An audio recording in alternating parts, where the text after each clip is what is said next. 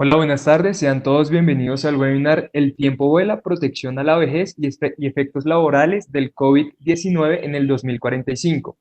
Esta actividad hace parte del ciclo de charlas gratuitas ofrecidas por la Dirección de Educación Continua en conjunto con diferentes facultades de la universidad, en esta ocasión con la Facultad de Economía.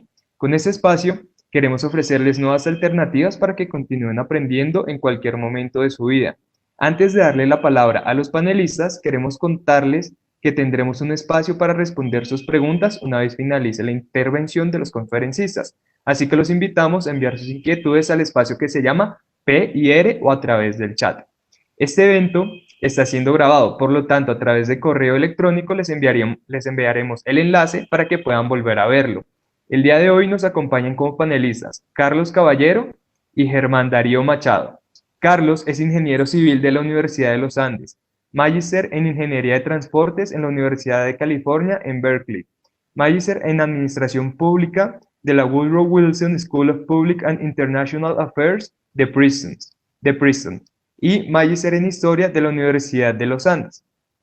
Con cerca de 45 años de experiencia, fue director y fundador de la Escuela de Gobierno Alberto Lleras Camargo y se ha desempeñado como ministro de Minas y Energía, presidente de la Bolsa de Valores de Bogotá y director ejecutivo de Fede Desarrollo. Germán es economista con opción en gobierno, magíster en economía y magíster en políticas públicas de la Universidad de los Andes, asesor del Ministerio de Hacienda y Crédito Público desde 2014. Ha participado en el diseño, formulación y seguimiento de políticas públicas en la economía colombiana. Se ha desempeñado también como economista de la Dirección General de Regulación Económica de la Seguridad Social y como asesor del despacho del viceministro técnico del Ministerio de Hacienda. Sin más preámbulo, Carlos y Germán, bienvenidos. Hola a todos, buenas tardes, Carlos. Creo que tienes el micrófono todavía apagado. Muchas gracias a todos por estar hoy con nosotros. Muchas gracias. Realmente para Germán y para mí es muy grato estar en este webinar. Nosotros somos ambos profesores de la Universidad de los Andes, en la Facultad de Economía. Dictamos un curso que se llama Introducción a la Economía Colombiana y siempre tenemos un interés muy grande en todos estos temas. La pandemia del coronavirus ha amplificado muchos de los problemas sociales y laborales que tiene la economía colombiana. Algunos de ellos los teníamos identificados antes de que se desatara el coronavirus, pero la pandemia los ha amplificado en una forma bastante preocupante. ¿A qué me refiero? Me refiero al tema, por ejemplo, de la informalidad en una sociedad, una economía en la cual algo más del 50% de las personas que reciben o que tienen una remuneración la tienen en el sector informal, pues, cierta forma, es una cifra muy alta que la política pública debe tenerla muy presente con miras a reducirla hacia el futuro. Otro problema que ha surgido claramente es la falta de un buen seguro de desempleo. Tenemos las cesantías, pero la cesantía posiblemente no logra mitigar el problema de ingresos de la gente que en una situación como esta, un choque tan fuerte como este, queda sin empleo. El otro problema muy complicado que teníamos bien identificado desde antes de la pandemia, pero que también se amplifica en una circunstancia como esta, es el de las pensiones. El problema, la pandemia, que es un choque muy fuerte por ambos lados, por el lado de la oferta y por el lado de la demanda, ha redundado en un incremento muy grande del desempleo. Yo tengo aquí algunas cifras a la mano, pero en abril de este año El desempleo se situó en 19.8%, es decir, 9.5 puntos porcentuales por encima de la cifra que se registró en el mismo mes de 2019. Este nivel de desempleo lo habíamos visto en Colombia por allá en el año 2000, 2001, hasta donde recuerdo, cuando la crisis que llamamos del fin de siglo, que fue una crisis muy profunda de la economía colombiana, fue la peor del siglo XX. En el año 99, la economía colombiana se contrajo 0.3% y el desempleo llegó a estar en 20%. Las cifras que estamos registrando, la de abril de este año, si mal no estoy, la cifra de mayo saldrá en los próximos días, esta es la más alta desde esa época y es muy alta porque estamos previendo una caída del Producto Interno Bruto, una contracción de la economía en 2020 de más del 5%. La proyección que tenía el gobierno hasta hace poco era de 5.5%, o sea, mayor que la de la crisis del año 99. ¿Qué ha pasado igual? ¿Qué ha pasado también? La que se conoce como la tasa global de participación, la cantidad de gente que está interesada, que está necesitando conseguir, que está empleada y que está en búsqueda de empleo, cayó de 62.2% entre abril de abril de 2019 a 51.8% en 2020. La combinación de estos dos factores, el aumento del desempleo y la caída de la tasa de participación, ha implicado que 5.4 millones de personas dejaron de tener un empleo, están desempleadas, que es aproximadamente un 25% de la población colombiana económicamente activa, pues la gente que puede trabajar. Esto puede ser, si la situación se llegara a empeorar, podría ser mayor y el problema social, el problema laboral muy grande. Entonces, me parece interesante con Germán ver de dónde venimos, en dónde estamos, ¿sí? ¿Qué nos pasó en los últimos años y en dónde estamos en este momento? Le paso la palabra a Germán. Vamos a mirar la presentación y lo que nos ha pasado recientemente. Muchas gracias, Carlos. Bueno, buenas tardes a todos. Muchas gracias por acompañarnos hoy en esta conversación. Después de esta introducción que nos contaba Carlos con las cifras, que van a ser un poco objeto de análisis, un poquito vamos a hablar de ese cuento, de qué pasó con el mercado laboral, pero también nos vamos a meter en un poco de los desafíos sociales que tiene el país. Y ojo, varios de esos no aparecieron con la pandemia. Varios de esos eran desafíos que ya estaban en el mapa, en los que el país venía trabajando, algunos con unos resultados mejores que en otros frentes. Y vamos a ver que la pandemia, que viene siendo también la causa de la crisis económica más fuerte de la historia del país, nos va a pasar factura en varios frentes. Por supuesto, el gobierno nacional, pues vamos a hablar de esas cosas, ha estado tomando unas medidas, algunas para frentes de vulnerabilidad, otras para frentes de pobreza, otras para frentes de liquidez, otras para estimular el crecimiento, otras para el empleo. Y vamos a ver un poco el balance de qué puede haber funcionado y qué viene para adelante. Aquí vamos a tratar de estar entonces dividiendo esta charla en 2 o 3 partes principales, y cada cosa que a ustedes les interese, por favor, escríbanos sus preguntas. Ahí hay una sección en su pantalla donde van a poder escribirnos y vamos a poder entrar en una conversación con todos los temas que a ustedes les llamen la atención, todo lo que quieran que conversemos un poco más.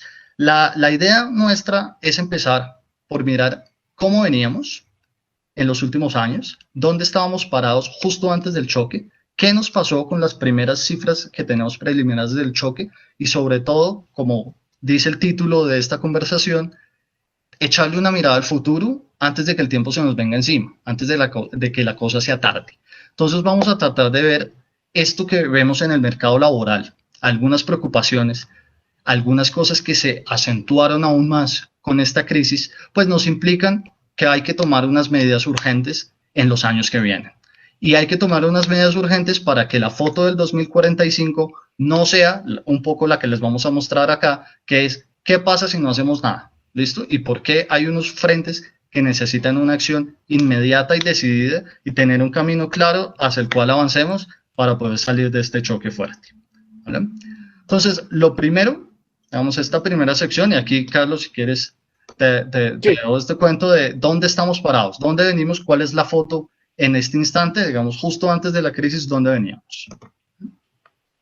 Hicimos con Germán un documento que está publicado en la página de la Facultad de Economía para mirar las 2 primeras décadas del siglo, del año 2000 al año 2020. Curiosamente, están enmarcadas por esa crisis de la cual yo les hablaba hace un momento, la crisis que llamamos del fin de siglo, y ahora la crisis del coronavirus.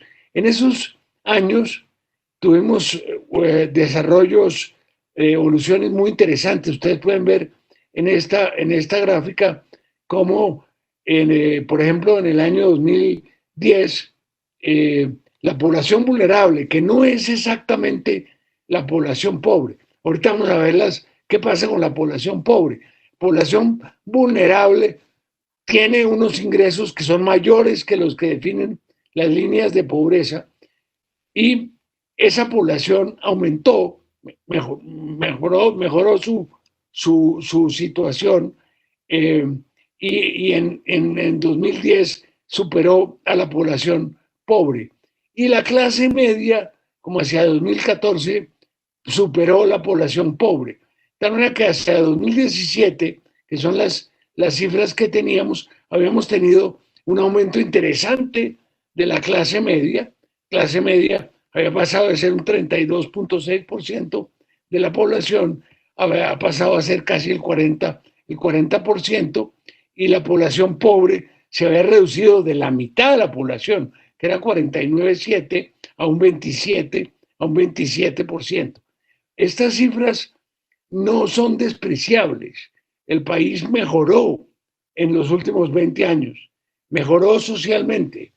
Claro, la gente tiene más expectativas, quiere mejorar más rápidamente, pero uno no puede desconocer que hubo una mejora en el bienestar social, y que la clase media creció en Colombia y nos colocó, digamos, en una situación novedosa, distinta a la que hemos tenido en el siglo XX. Pasemos.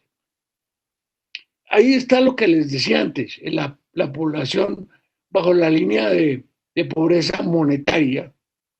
Esta es la definición por ingresos. Si mal no recuerdo, Germán me corrige, son $2 al día, ¿no?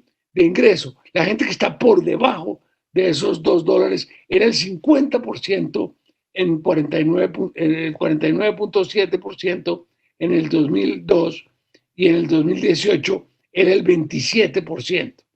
Es muy posible que en este momento esa cifra se esté revertiendo, que esté aumentando por lo que nos está ocurriendo, pero de todas maneras es muy interesante la reducción. Aquí, en el documento que les mencionaba antes, vemos que la caída fue más fuerte, la baja fue más fuerte, digamos, entre 2008 y 2017, ¿sí? En parte tuvimos hasta el 2014 una bonanza externa, una bonanza de petróleo, la economía creció a ritmos altos y tuvimos esta baja de la población bajo la línea de pobreza monetaria. Pasemos. La línea de pobreza multidimensional incluye otros factores, no solamente los ingresos, incluye el estado de la vivienda, incluye el tipo de educación a la cual tienen acceso los hijos, incluye la presencia de agua, alcantarillado, etcétera. Es decir, las condiciones de vida de la gente más pobre. Aquí también hubo una mejora sustancial. Ustedes pueden decir qué pasó entre 2002 y 2009, que hay pocos puntos. Realmente ahí hay un problema de cifras del DANE. Nunca se logró hacer una compatibilización entre las series que venían de antes y las series de ahora. Entonces ahí hubo un problema de información. Pero las cifras que vinieron a continuación, son las que son. Y aquí lo grave es ver que la pobreza, la población bajo la línea de pobreza multidimensional, comenzó a deteriorarse la situación a partir del 2018. Es decir, antes de la pandemia, antes de esta crisis, ya teníamos un cambio en la tendencia que se ve en el 2017, básicamente porque en el 2014 hubo una baja muy fuerte del precio del petróleo. El gobierno tuvo que hacer un ajuste por el lado de los ingresos y por el lado del gasto, aumentó los impuestos, el IVA, los 3 puntos del IVA son de finales del 2016, la economía prácticamente no, o creció muy poquito en el 2017, después comenzó a recuperarse, pero de todas maneras el fenómeno de pobreza se revirtió un poco y ahí es donde tenemos una preocupación muy grande del aumento que se va a generar en la cantidad de gente en pobreza, tanto en pobreza monetaria como en pobreza multidimensional en estos meses y en estos años posiblemente. El índice de Gini por ingresos lo que mide es la distribución de los ingresos. Es una medida como de desigualdad en la distribución de los ingresos. No se refiere a la distribución de la riqueza, sino a la distribución de los ingresos. Ustedes pueden ver también que aquí, claro, hay que mirar bien el eje vertical, la escala, pero de todas maneras aquí tenemos una mejora que se da también fundamentalmente en la segunda parte en la segunda década, cuando de 2008 a 2017 el índice se reduce de 0,56 a 0,50. Ese es un logro bien importante, es un logro que no se había conseguido antes en esas proporciones. No se puede desconocer. Puede que haya habido otros problemas en la sociedad, ¿sí? Desigualdad de oportunidades, de mala distribución de la riqueza, pero los ingresos, la distribución de los ingresos mejoró. Y de nuevo, aquí lo que estamos viendo es que en 2018 tendió se deterioró otra vez. No tenemos las cifras todavía del 2019, van a salir también pronto, según entiendo, pero hacia adelante esa es una preocupación grande que tenemos. Y aquí está el problema al cual me referí al iniciar, ¿sí? Ahí lo pueden ustedes ver claramente, el 19.8. Teníamos un problema que lo comenzamos a detectar en el año 2018. En el año 2018 ya vimos que después de que el desempleo cayó a lo que llamábamos las cifras de un solo dígito en 2014 al 9%, después de haber estado por encima del 10% bastante tiempo. Es interesante, fíjense ustedes, en el año 2002 tuvimos 16.3.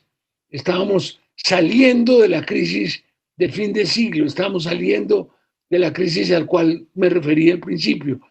Y con el crecimiento de la economía, la recuperación que hubo del 2002 al 2008, al 2007, la situación de desempleo mejoró sustancialmente. Hay que decir que en 2009 sentimos los efectos de la crisis financiera internacional. La economía bajó su ritmo de crecimiento como a 1.4%, si mi memoria no me falla, y después volvió a subir el petróleo, se recuperó la economía colombiana y el desempleo cayó el 9% en 2014, que fue exactamente el momento en el cual vino la baja en el precio del petróleo, vino la necesidad del ajuste. Sin embargo, el desempleo se mantuvo en un nivel cercano al 9%. En el 2018 aumentó, en el 2019 aumentó más para colocarse en 10.3, que es más o menos la cifra que teníamos en 2013, y ahora tenemos esta situación tan dramática del aumento al 19.8, como ustedes se pueden dar cuenta por la gráfica, es la más alta de la gráfica. Esperamos que no siga creciendo a salirse del espacio de la escala del eje vertical, pero bien podría ocurrir. Yo quisiera ahí, Carlos, decir dos cosas que vienen siendo importantes en la mirada al futuro que vamos a plantear. Una historia importante en este cuento es que ese 19.8, que se ve como una gran subida enorme, la más alta de todas, tiene una cosa importante, y es que tiene un efecto un poco que le puso algo de techo, que hizo que el desempleo no se disparara tanto. Y es que hay unas medidas un poco que se hicieron para estimular el empleo, algunas de ellas las vamos a contar ahora cuando hablemos de la informalidad. Por ejemplo, hace algunos años se desmontaron parcialmente unos parafiscales que disminuyeron el costo de la formalización laboral. Entonces hicieron más fácil que más personas entraran al mercado laboral, pero también que entraran al mercado laboral formal. Otra segunda cosa, un poco más de los últimos años, 2019 sobre todo, que entró en acción, las medidas que contenía la ley de financiamiento que estimulaban un poco también la generación de empleo. De manera que ese 19.8, sin algunas medidas que tomó este gobierno, pero también el anterior y que han venido de atrás de la década pasada, esa cifra de desempleo uno podría esperar que fuera peor si no se hubieran tomado unas medidas de estimulación, de disminución de la formalización laboral y de la estimulación para la generación de empleo. Así es. Vamos a ver más adelante qué pasa con la informalidad. Pero como dije yo, ese es un gran problema, y si no se hubieran adoptado esas medidas, pues hubiéramos podido tener una tasa de desempleo mucho más alta. Digamos. Aquí creo que se nos fue la imagen temporalmente. Vamos a ver qué logre. Mientras tanto, una segunda idea para tener en la cabeza mientras tanto, cuando hablamos de la tasa de desempleo, aquí creo que ya está volviendo la imagen, ¿listos? La tasa de desempleo, un poco con lo que hablaba Carlos hace un momento de compararnos frente a la crisis de fin de siglo. Fíjense que justo las 2 décadas del siglo XXI nos quedaron entre la crisis de fin de siglo y esta crisis del coronavirus. Y los primeros números que se muestra esta gráfica son la salida de la crisis de fin de siglo. Y los números más o menos comparables al periodo anterior a la crisis de fin de siglo son más o menos los niveles de 2005. De manera que en ese entonces salir de la crisis de fin de siglo y volver a los niveles de empleo previos tomó varios años, tomó unos 5 años más o menos, 4 o 5 años. De manera que hay que ponerle la lupa a las medidas que vienen ahora para que este golpe, que es fuertísimo, bravísimo, ¿vean?, del 10 al casi 20, no nos vaya a tomar volver pues otros 4 o 5 años como en la crisis anterior. ¿Estos? Y una de las preocupaciones, o una de las cosas que hace que esta crisis la estemos sintiendo todos en las calles, viendo a la gente y como con unas alertas extra, es la proporción de los trabajadores por cuenta propia. Y simplemente esto viene siendo importante porque en estas épocas de la pandemia, donde tenemos que trabajar a distancia, los que tenemos la fortuna de poder hacerlo, pero no todos en el país pueden hacerlo, uno de los primeros sectores que tiene un choque encima son los trabajadores por cuenta propia. Y sucede que en el país más o menos el 43% de todas las personas que trabajan son cuenta propia. Esto es, digamos, un indicador de alerta un poco, porque lo que hace es que si ese indicador es muy alto, los cuentapropias son una gran mayoría, pues el golpe cuando uno tenga que guardarse, tenga una cuarentena, tenga una crisis económica, pues les pega más duro. ¿Vale? Carlos. Alguien me decía que por definición estos trabajadores, los informales por cuenta propia, necesitan el contacto con la gente, necesitan vender ambulantemente, necesitan estar en contacto. Entonces, el cierre, la cuarentena, pues los destroza en cuanto a sus ingresos. Sigamos, Germán. Esta es la gráfica que me parece importante y a la cual Germán se refería, porque la tasa de informalidad en Colombia venía siendo muy alta, ha sido muy alta desde hace mucho tiempo, y en el año 12, en la reforma tributaria del año 12, que algunos de ustedes recordarán una sigla que era el CRE, de que se creó el CRE, básicamente porque se quitaron de los impuestos sobre la nómina el impuesto del parafiscal, la sobretasa sobre la nómina que iba para el Instituto de Bienestar Familiar y para el SENA.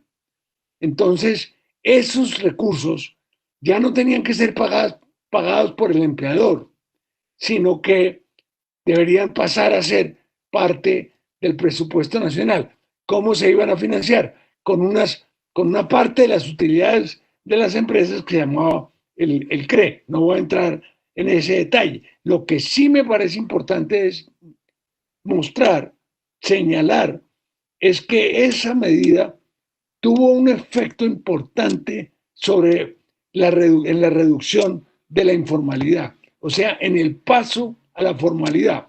Y ustedes lo pueden ver cómo comenzó a partir del 2013 a reducirse la tasa de informalidad hasta llegar a su punto más bajo, que fue a finales del año anterior. Entonces, venía muy estancada, muy arriba esa tasa de informalidad, y después vino este descenso. También hay que tener en cuenta la escala, pero que es muy importante. Ahora bien, yo recuerdo claramente cuando comenzó el siglo, estábamos pensando, si la tasa de informalidad se mantiene en ese nivel, vamos a tener unos problemas muy complicados, porque esto quiere decir que no hay acceso a la salud y que tampoco hay acceso a la pensión de vejez.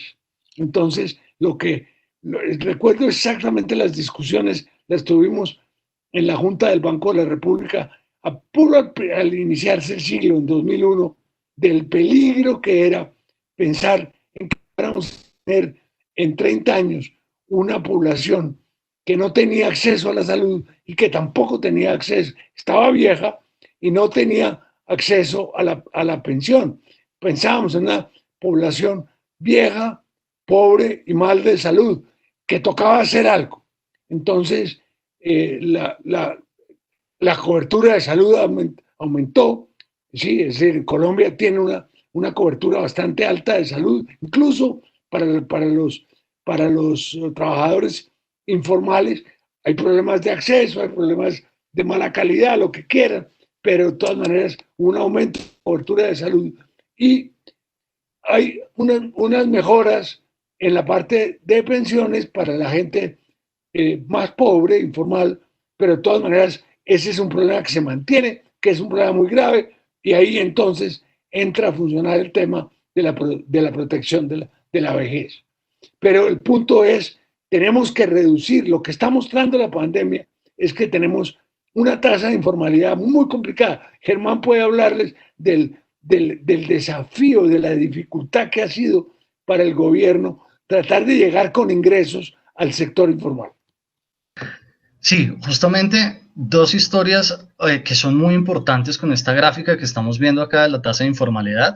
La primera es que hay varios, cuando uno se pone a buscar y mira cómo es que se cuenta la informalidad en Colombia, hay al menos dos criterios. Uno es el tamaño de empresa, y entonces lo que mira es cuánta gente trabaja en una empresa, y si es muy poquita gente, pues va para el sector informal, así tenga todas las de la ley, así tenga todas las protecciones. El criterio que, en cambio, estamos mostrando acá es el criterio de afiliación por pensiones, ¿vale? Entonces es de los trabajadores, de los ocupados que tiene Colombia, cuántos están haciendo aportes al sistema pensional. ¿Listo? Entonces, el primer dato que nos sale acá es, fíjense, hace unos 10, 15 años, 2007, 13 años, estábamos con el 70% de los ocupados por fuera de ese sistema de protección pensional, ¿vale? Entonces, teníamos solo como un poquito menos de uno de cada tres. La cifra hoy es bastante mejor, tiempo después, pero fíjense que sigue siendo extremadamente alta. Seguimos hablando de una informalidad que bordea el 60% y además está un poquito por encima del 60% incluso. ¿Qué pasa con eso? ¿Cuál es el significado? Que tenemos más de la mitad de los trabajadores sin una protección adecuada para la vejez. Y parte de las dificultades, que es como una de las historias que vamos a estar hablando en un momento, se acuérdense que para estar en el sistema de seguridad social como cotizante, uno tiene que ganarse al menos un salario mínimo, ¿vale? Si uno se gana menos de un salario mínimo, no está obligado a aportar y puede, por ejemplo, en el caso de la salud, pertenecer al régimen subsidiado de salud si su puntaje, digamos, de puntaje SISBEN lo clasifica como elegible. Pero entonces, ¿qué traduce esto? Cuando uno mira los datos de empleo, cuando mira los datos de salario, se encuentra que más o menos la mitad de todos los ocupados de este país se ganan menos del salario mínimo. Cuando uno diseña entonces un sistema de seguridad social que dice, aquí bienvenidos todos los que se ganen salario mínimo en adelante, pero las personas, la mitad de las personas se ganan menos de ese salario mínimo, lo que estamos diciendo automáticamente es, aquí a este sistema de seguridad social que protege, por ejemplo, como en esta imagen, a pensiones, que protege no solo a la vejez cuando uno llega allá, sino durante la vida laboral, protege, por ejemplo, frente a riesgos de invalidez. Por ejemplo, viene asociado también la formalidad con la protección que brindan las ARLs, por ejemplo, o en algunos casos, sobre todo con los que son asalariados, no tanto con los independientes porque es un asunto voluntario, pero también con las cajas de compensación familiar.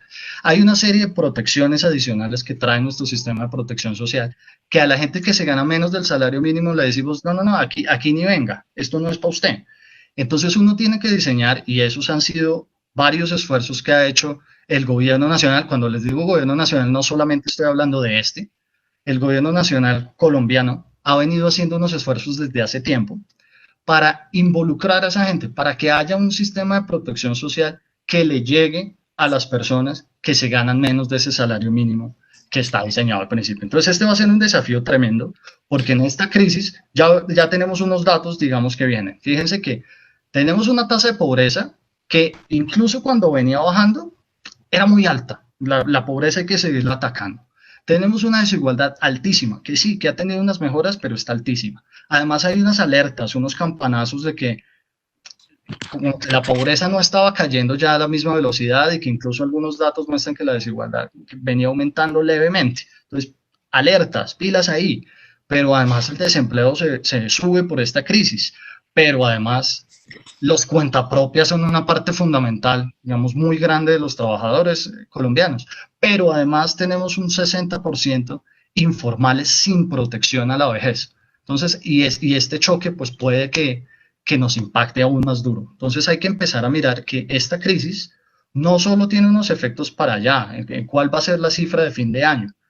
Aquí también hay un grupo de personas que pueden caer en la pobreza, hay un grupo de personas que puede caer en la informalidad, un grupo de personas que puede perder su empleo y un grupo de personas que puede perder su protección laboral, que implica ese sistema de protección social, y puede quedar expuesta a riesgos, por ejemplo, de invalidez, o que cuando llegue a viejo no tenga una pensión o un ingreso seguro y le toque buscarse la vida. Esos son unos problemas que el país tiene que empezar a resolver. Afortunadamente, hay algunas ideas y algunas propuestas sobre la mesa, desde la academia, desde varios grupos de investigación, desde el gobierno, y hay un montón de debates Aquí vamos a hablar de algunos si a ustedes les parece bien. Germán, pasemos rápidamente las dos gráficas siguientes, porque nos corre el tiempo. No tenemos mucho margen, el gobierno no tiene mucho margen para actuar. Miremos, miremos la cosa, Germán. Aquí, Bueno, muy rápidamente, Carlos, ahí la historia es, vean, esta gráfica que muestra acá son los crecimientos de cada año de la economía colombiana. Y el choque tremendo de la crisis de fin de siglo, fíjense lo que hablábamos de las 2 décadas que quedaron entre los dos negativos, entre el negativo del 99 y el negativo que va a ser el 2020. El crecimiento está ahí, se ven claramente unas sendas coincidenciales entre 2000 y 2010 más o menos, y otra del 2010 al 2017, 18, y empieza una nueva senda. Pero vean que el impacto, el golpe de 2020 va a ser tremendo. Y cuando uno tiene un crecimiento económico negativo, pues también tiene, en general, tiene unas disminuciones del consumo. Y el consumo, por ejemplo, cuando todos compramos cosas, lo vivimos todos los días, normalmente lo que compramos viene asociado con los impuestos. De manera que cuando el consumo cae, también cae el número, digamos, el monto de impuestos que uno paga. Y ese monto de los impuestos que uno paga resulta que es lo que financia al gobierno nacional para poder hacer todo el gasto social, por ejemplo, que se necesita. De manera que estas cifras de crecimiento, que ahí está con una proyección estimada, que es la cifra oficial hasta el momento del gobierno antes de que se presente el marco fiscal de mediano plazo en esta semana, pues el impacto ya sabemos que va a poner un desafío, digamos, para las finanzas del Estado. Y justamente, digamos, ligado con lo anterior, este es el balance total del gobierno nacional central.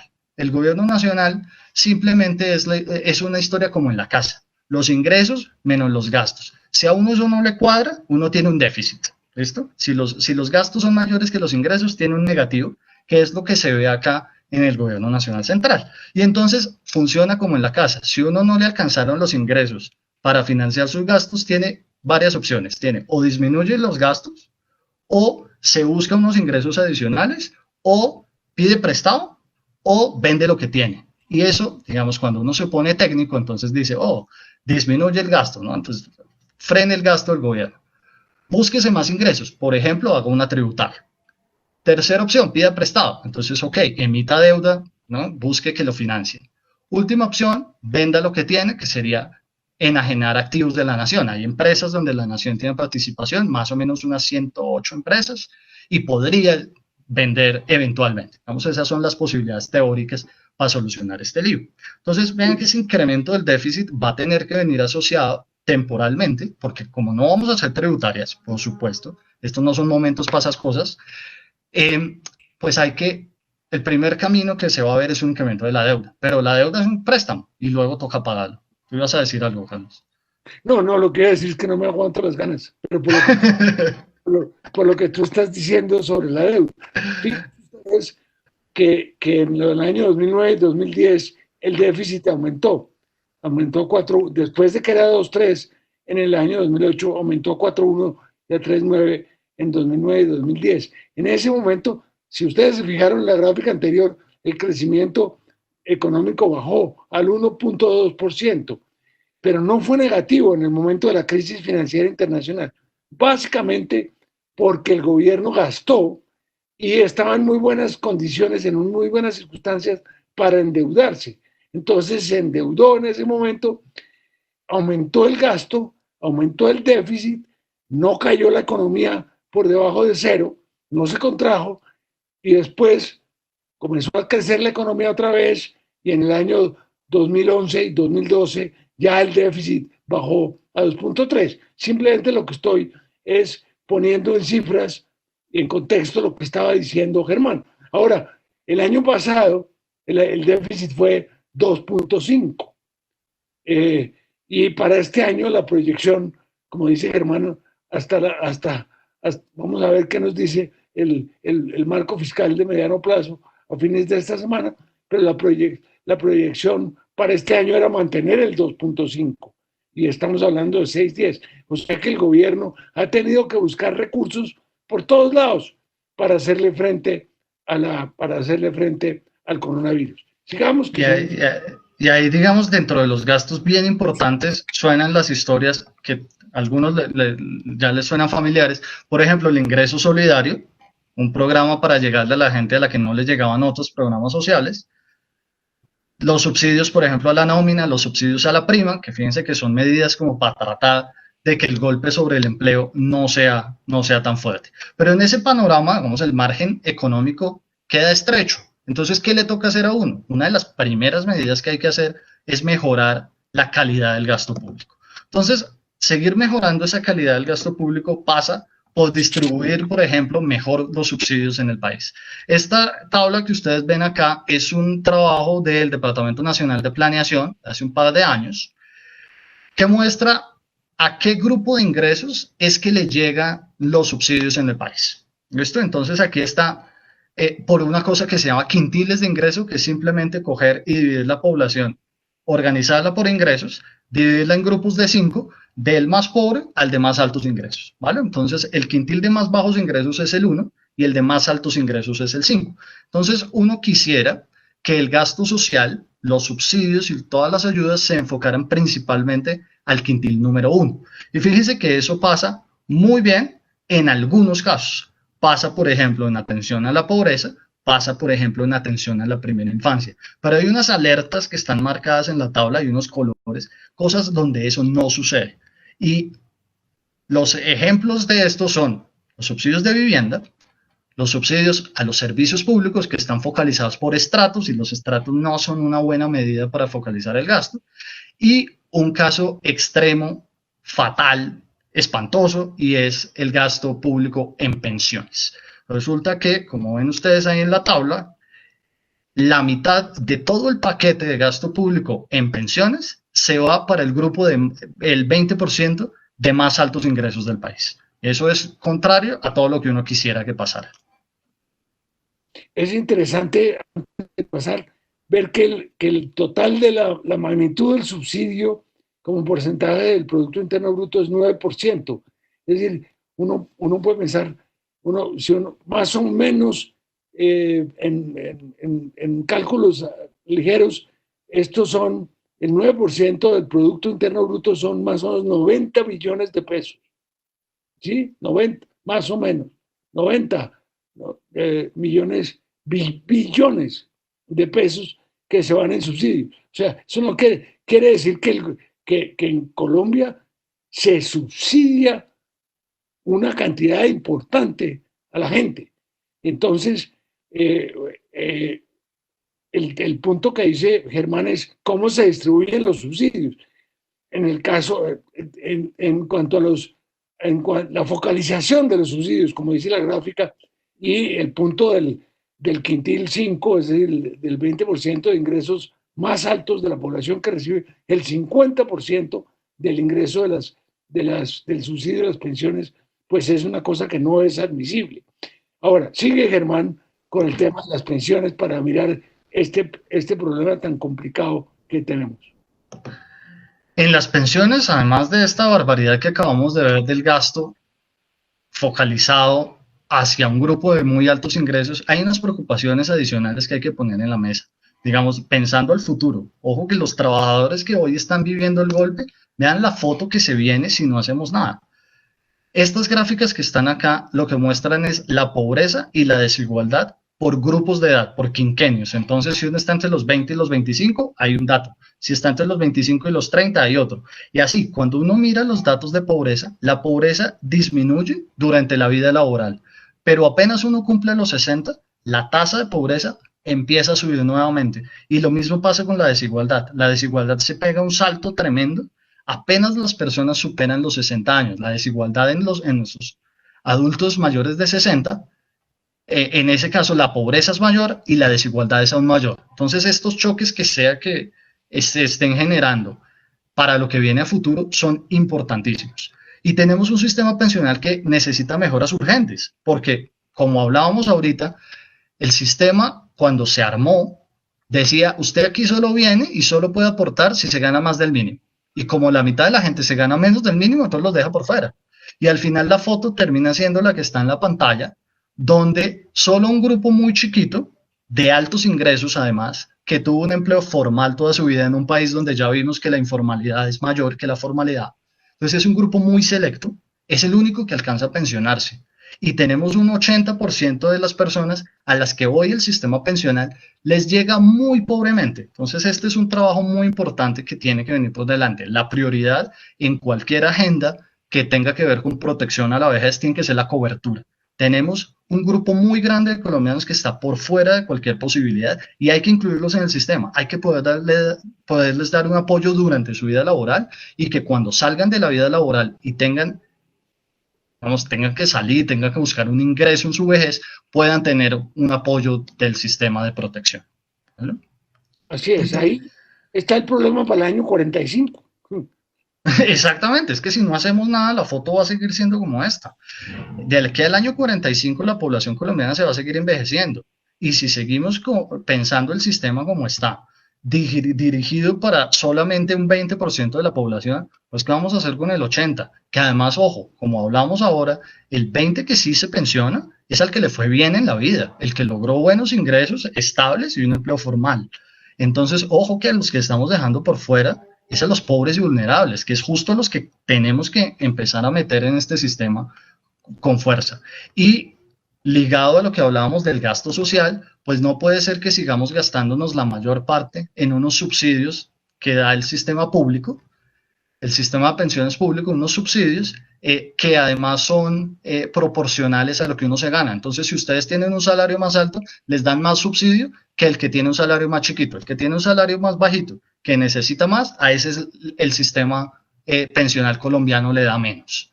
Entonces, ahí hay unos ajustes que tenemos que hacer urgentemente de cara al futuro y pues que tienen que ver con el gasto público, que además es un gasto enorme dentro del presupuesto nacional. Dentro del presupuesto nacional, para 2.300.000 pensionados, el gasto anual es del orden de 61 billones de pesos.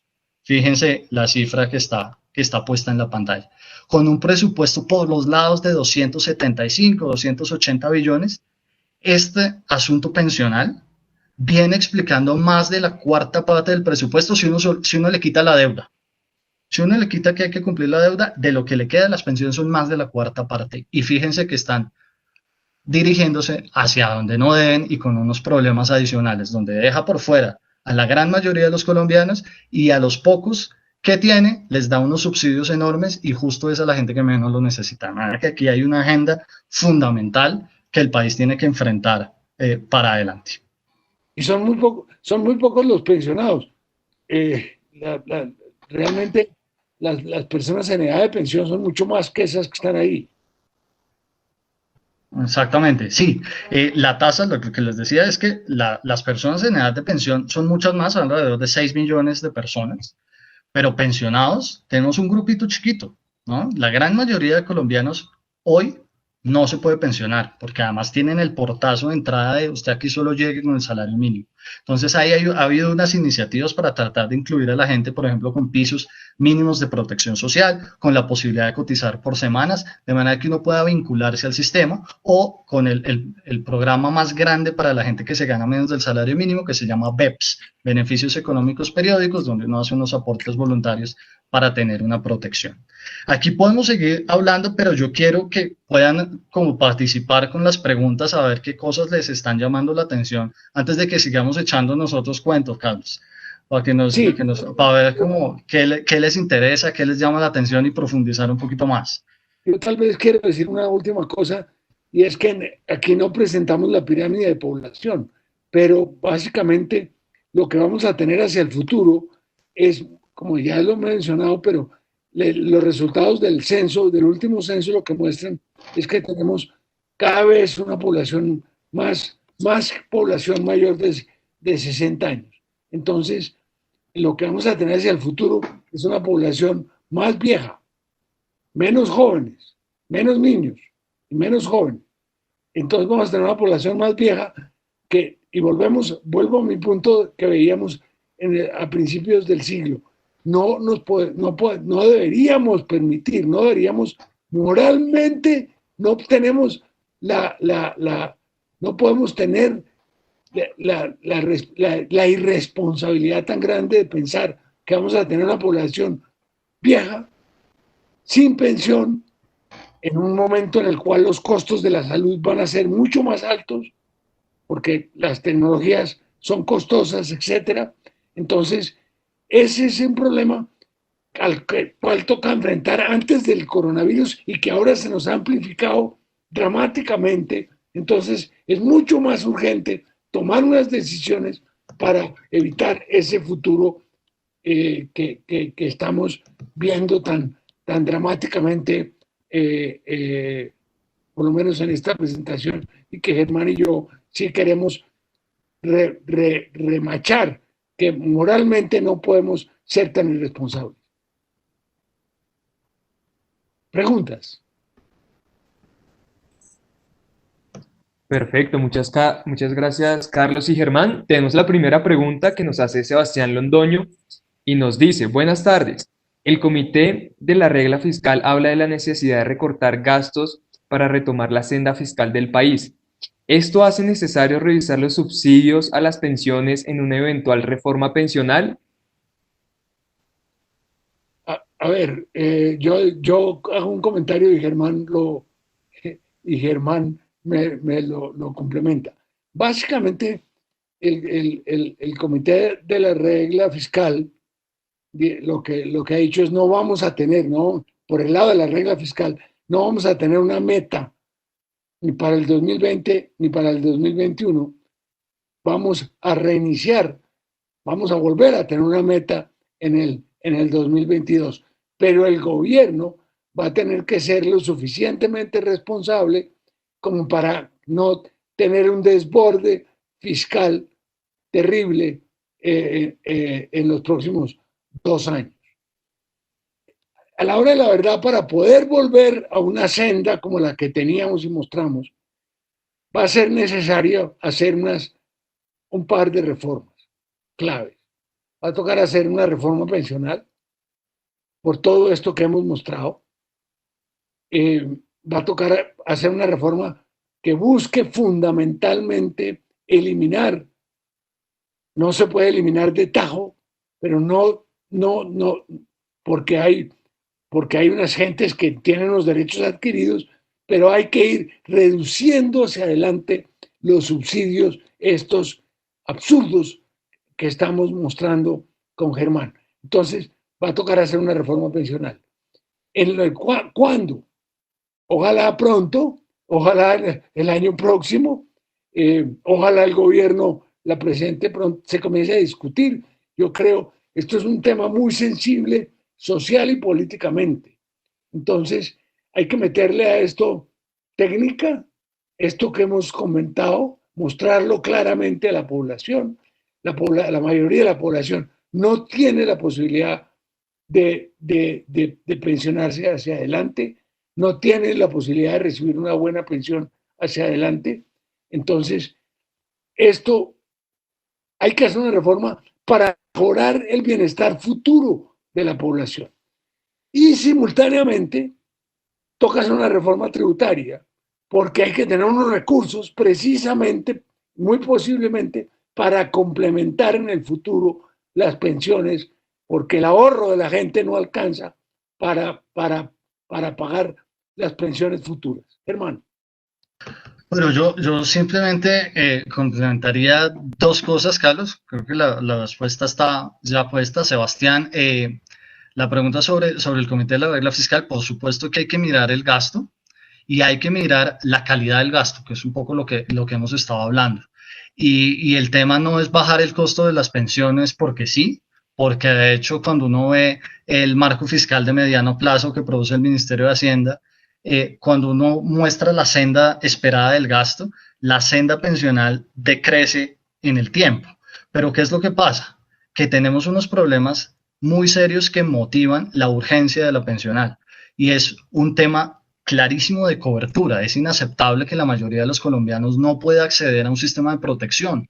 Hay que incluirlos. Y por eso un poco el gobierno, por ejemplo, si se acuerdan, ha estado hablando de que esto no se llama reforma pensional, sino que se llamaría de protección a la vejez, un poco porque el énfasis no es en el sistema pensional de si Colpensiones o uno de los fondos privados, sino que el problema es otro más importante, y es cómo hacemos para meter al 80% de los colombianos que están por fuera para que tengan una protección. Y el segundo eje fundamental de esta reforma tiene que ser la equidad, justamente con esa calidad del gasto público que el comité le interesa para que volvamos a la senda adecuada. Pues uno no tiene que focalizar sus subsidios, el esfuerzo que el gobierno hace con los impuestos de los colombianos, porque eso es al final, cómo gasta uno el impuesto que le pidió a los colombianos que pusieran, se lo está dando al que menos lo necesita. Eso es inaceptable.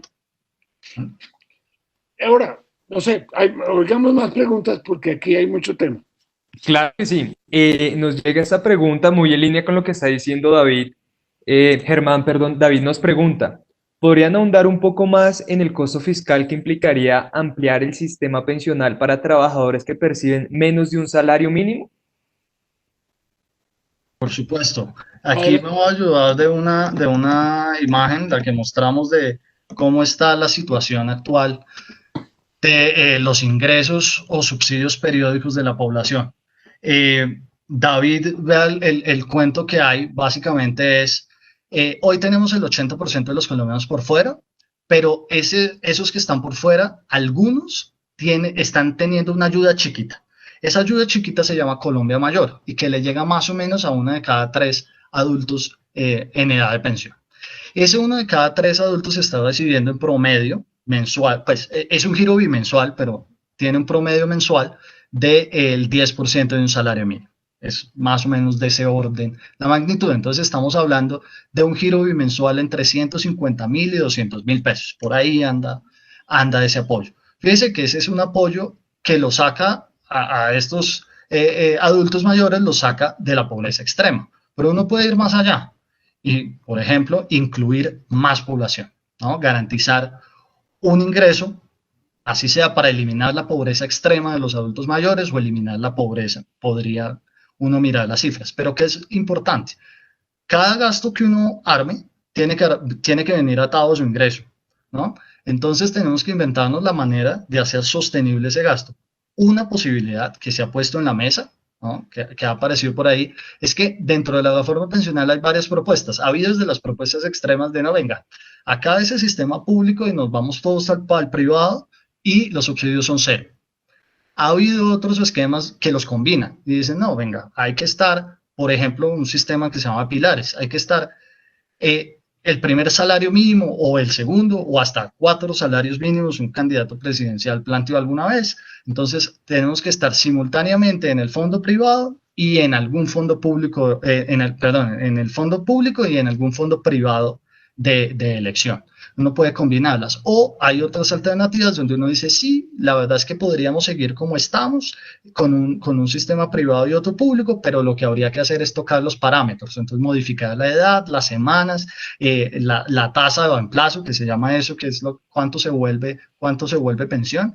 Y entonces, disminuir eso para que entonces los subsidios sean más bajitos para la gente que más se gana y con eso cubrir, digamos, el incremento del apoyo a la gente que más lo necesita, que es la que queremos cubrir. De manera que ahí hay varias posibilidades. Dentro de las mismas combinaciones hay opciones donde uno puede encontrar financiación para esos apoyos al 80% que no está, pero además siempre está sobre la mesa que uno puede dentro del gobierno nacional priorizar ese gasto y ajustar unas líneas y otras y dirigir con la prioridad hacia esa línea del gasto social y como se ha hecho, por ejemplo, en esta pandemia, fortalecer Colombia Mayor con unos giros adicionales, que es ese programa del que hablábamos que le llega a uno de cada tres adultos mayores. Ahora, yo creo que una reforma pensional o una reforma de protección de la vejez que realmente resuelva los problemas de fondo, que sea estructural, sí tiene que considerar. Yo sé que políticamente es imposible, que hay un compromiso político incluso del presidente Duque de no hacerlo, pero en algún momento toca considerar la edad de pensión y toca la pensión máxima. Uno se sorprende cuando conversa con los europeos de que la pensión máxima en España, por ejemplo, para cualquier persona es, es equivalente como a 2.500 euros, es como 10 millones de pesos. Aquí tenemos pensiones máximas mucho mayores. Entonces, hay una reforma pensional completa, diría yo, tiene que mirar lo que Germán llama los parámetros.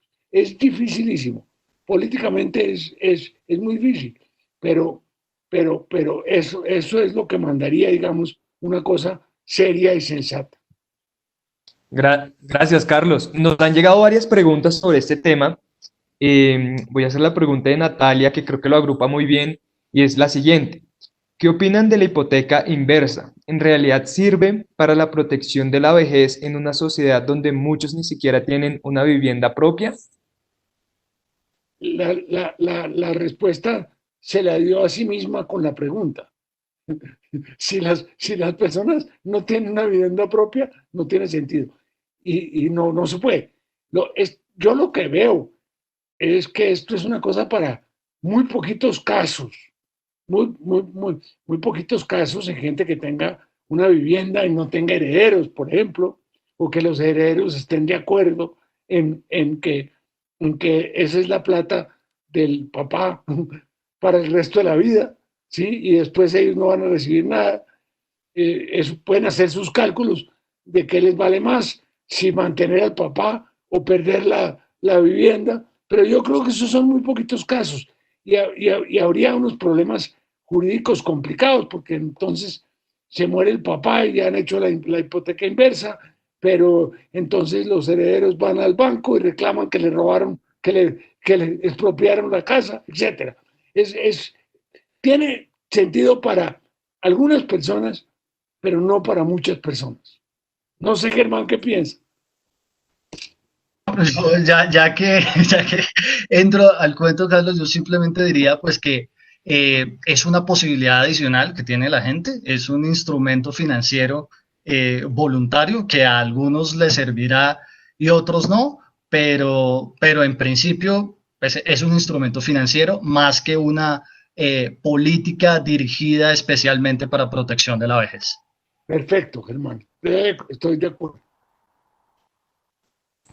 Gracias, Germán y Carlos. Tenemos otra pregunta Bueno, que nos hace Iván Camilo, y es la siguiente. ¿Qué efecto de corto y largo plazo produce sobre el sistema pensional el hecho de haber suspendido la cotización a pensiones dentro de las medidas para hacer frente a la pandemia? pues básicamente, básicamente eh, si uno suspende la cotización a pensiones y está en el régimen de ahorro individual, en los fondos privados de pensiones, pues va a tener menos ahorro futuro para su pensión. Y si está en el régimen de Colpensiones va a tener que poner más plata para la pensión. Entonces, eh, eh, un problema que hay en este momento, en este específico momento, es que hay una serie de propuestas complicadas porque están pensando fundamentalmente en el corto plazo y olvidándose del problema de mediano y largo plazo. Ha habido propuestas, por ejemplo, de que las personas que están en el régimen de ahorro individual puedan utilizar ahora parte de los 10% o algo así, parte de lo que tengan ahorrado para, para, para complementar, mejorar sus ingresos actuales. Esa es una propuesta que ha estado por ahí rondando. Ha habido otra propuesta que es que las personas mayores de 52 años, o sea, 10 años antes de pensionarse, puedan pasarse de los fondos privados de pensiones del régimen individual al régimen de prima media. Todos esos, todas esas propuestas, como les digo, tienen el problema, en mi opinión, de que están centradas en el hoy y en el ahora y no están pensando en el futuro. Aquí lo que nosotros estamos tratando de mostrar con Germán es el problema que vamos a tener en el futuro. Entonces, yo sé que seguramente mucha gente en este momento, para eso están las cesantías, entre otras cosas. Las cesantías hay que utilizarlas cuando uno pierde el empleo. A mí, yo me sorprendí yo mismo de pensar que había 16 billones de pesos, 1,5% del Producto Interno Bruto en los fondos de cesantías que se pueden retirar cuando uno pierde el empleo. Para eso son. Entonces, eso me parece mejor. Pero el punto fundamental es que la concentración en el aquí y ahora nos olvida del problema grave que tenemos en el futuro y después. Germán, ¿tú qué piensas? Sí, simplemente para complementar esa historia, los efectos un poco en el corto y en el largo plazo toca balancearlos y toca mirar estas fotos que estamos tratando de hacer y también mirar pues, en el corto plazo eso que implica. La propuesta de utilizar pues parte del lado pensional que está guardado, pues tiene unos contras de largo plazo, ¿no? A corto plazo, pues fantástico que brinda una liquidez, pero a corto plazo digamos, funciona, pero a largo plazo se paga la factura, por ejemplo, con un mayor déficit que se tiene que cubrir en el sistema público o con unos menores rendimientos financieros que al final terminan en una mesada pensional más bajita en el sistema privado. Pero para contestar también la pregunta específica de qué pasaba cuando la cotización se suspendía y se disminuía, hay una cosa que fue bien importante y es que aunque la tasa de cotización, digamos, durante un par de meses se disminuyó, no se suspendió. Y eso digamos, tiene un elemento muy importante porque ese 16% que era la tasa de cotización a pensiones que temporalmente y a elección de las empresas podía quedar en el 3%, ese 3 servía para financiar, por ejemplo, los seguros previsionales, que son esas cosas que lo protegen a uno si uno tiene, por ejemplo, una muerte temprana o tiene una invalidez. De manera que el hecho de que existiera esa protección era un elemento muy importante. Pero segundo elemento que es muy importante es que en estas épocas donde las empresas estaban un poco del cuello, acuérdense que en ese momento todavía no estaba en operación el subsidio a la nómina ni el subsidio a la prima, uno de los alivios de caja para las empresas fue ese, fue temporalmente puede hacer unos aportes más pequeños a pensiones siempre que esté garantizado para el trabajador la protección de los seguros previsionales, pero pues un alivio de caja para las empresas que les ayudara como a sacar la cabeza del agua, digamos, que luego, por supuesto, se fue complementando con otras medidas. Eso que está diciendo Germán es importante porque hay incluso propuestas de reforma laboral y tributaria en este momento sobre la mesa que buscan realmente bajar dramáticamente la cotización de pensiones y que por otro lado la parte tributaria aumenten los impuestos y que sea el Estado el que tenga en el futuro el pago de por lo menos una pensión básica mínima universal. Pero gracias, Carlos y Germán. Tenemos ya pues la última pregunta que nos llega. Nos las hace Ricardo y es la siguiente. Sobre protección a la vejez, además de una pensión, ¿qué otros programas podrían generarse o crearse para mejorar el bienestar en la vejez? Pues yo no conozco sino la pensión o los BEPS o la hipoteca inversa. No sé, Germán, que ha mirado más el tema, que si la imaginación ha estado funcionando para mirar otras alternativas. Digamos que el truco sería, digamos, definir si uno está hablando dentro del sistema pensional o está hablando fuera del sistema pensional con todas las posibles alternativas que uno puede tener para la vejez. Por supuesto que el sistema pensional es apenas una de las posibles alternativas de protección a la vejez.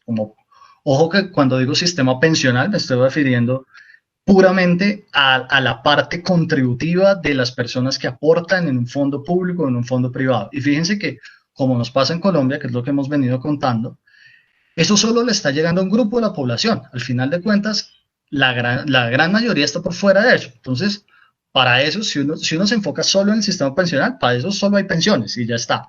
Pero si uno amplía un poquito la foto, aparecen unos programas como los beneficios económicos periódicos, que es un programa voluntario al que las personas que ganan menos del salario mínimo y que no pueden entrar al sistema pensional, pues empiezan a tener una protección laboral, pero puede haber otros instrumentos, como unos instrumentos financieros, por ejemplo, o puede haber otros que se han planteado sobre la mesa y que existen en algunos países como un ingreso básico de subsistencia para los adultos mayores. Y ese tipo de instrumentos no es propiamente del sistema pensional, pero hace parte de las alternativas que una sociedad pues puede acordar tener y pues cualquier gasto, como les decía, pues tiene que ir acorde con los ingresos que uno quiera poner en la mesa, ¿no? Entonces, a la larga, el gobierno nacional y el gasto del presupuesto es una vaca donde todos ponemos y de ahí es que sale. Entonces, si uno quiere mejorar lo que va a comprar, pues tiene que poner un poco más.